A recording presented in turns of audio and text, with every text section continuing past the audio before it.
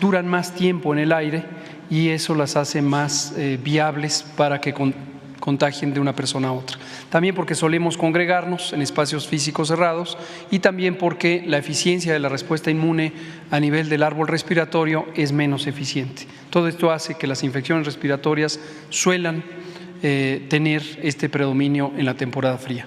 Y COVID no es la excepción. De hecho, como habíamos también comentado hace meses, la predicción más plausible en la comunidad científica global de salud es que COVID-19 progresivamente va a empezar a entrar en temporada, en una fase estacional, va a dejar de tener estas oleadas en la primavera y el verano y empezará a sincronizarse con el resto de los más de 360 virus respiratorios que se conocen que afectan a los humanos. Lo que vemos en la curva epidémica ya muy conocida es esta pequeña colita en el extremo derecho en donde se ve este incremento que acumula ya 6 semanas, un incremento lento comparado con la velocidad a la que ha crecido, por ejemplo, en la cuarta o la quinta olas y sin embargo siempre nos interesó informarlo desde el inicio.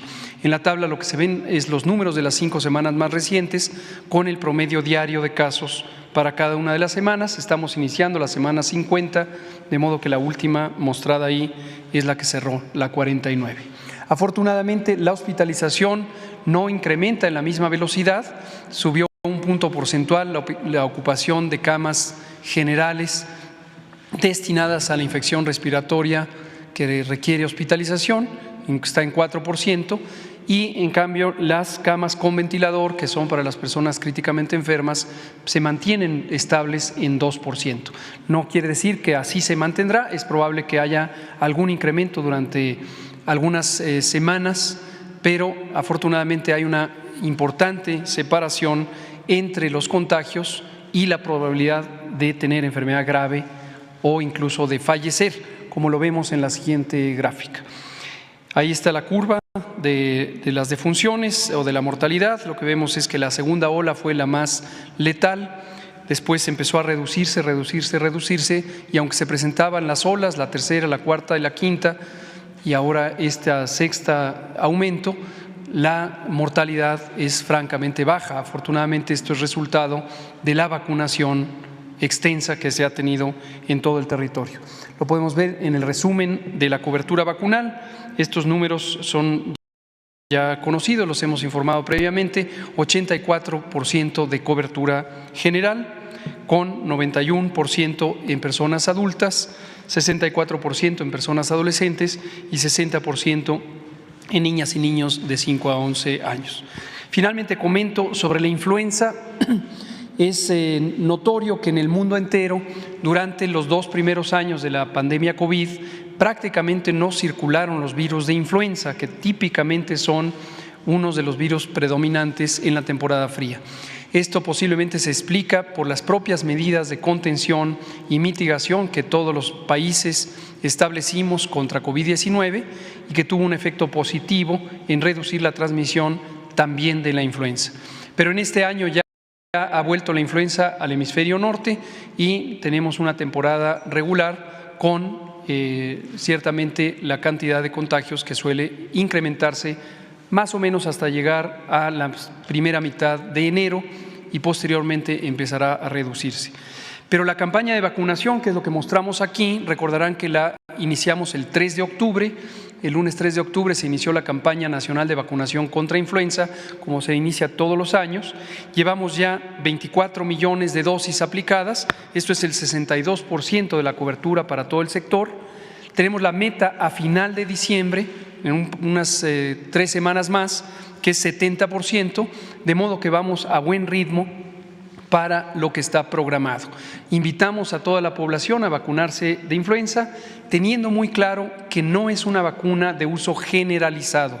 Es una vacuna que se destina a personas adultas mayores de 60 años, personas o niñas y niños que tienen menos de 5 años, entre 6 meses y 5 años, mujeres embarazadas, muy importante, mujeres embarazadas que se vacunen contra la influenza y personas que tienen ciertas enfermedades que también hemos comentado muchas veces, diabetes, hipertensión, enfermedad cardiovascular o pulmonar crónica o personas que tienen inmunosupresión. Esto lo enfatizo porque lo que vemos generalmente, no solo este año, sino en general, es que las personas jóvenes saludables acuden a los puestos de vacunación contra influenza y esto les quita la oportunidad a las personas que realmente se benefician de la vacuna contra influenza, que son los grupos de población que he mencionado. Las personas jóvenes saludables no hay necesidad de que se vacunen, dado que la vacuna no protege contra la infección, lo que hace es proteger contra el riesgo de complicaciones y de muerte. Y este riesgo es notoriamente más amplio en las personas con las enfermedades que mencioné o los extremos de edad. Por último, recomendaciones generales las hacemos periódicamente todas las temporadas invernales, no es la excepción en esta. Vacunarse. Si estás enfermo, quédate en casa preferentemente para que no contagies a tus compañeras o compañeros de trabajo o de escuela o amistades. Estornudar correctamente, hemos hablado múltiples veces del estornudo de etiqueta, taparse con el ángulo del codo y no con las manos, lavar las manos frecuentemente, limpiar las superficies. En las superficies pueden permanecer los virus respiratorios y ser un mecanismo indirecto de contagio. Y finalmente el cubrebocas, no hay necesidad de debatir. Es útil para los espacios públicos cerrados, particularmente muy cerrados, como el transporte. Su utilidad se va perdiendo conforme se trata de un espacio más ventilado o al aire libre. Muchas gracias.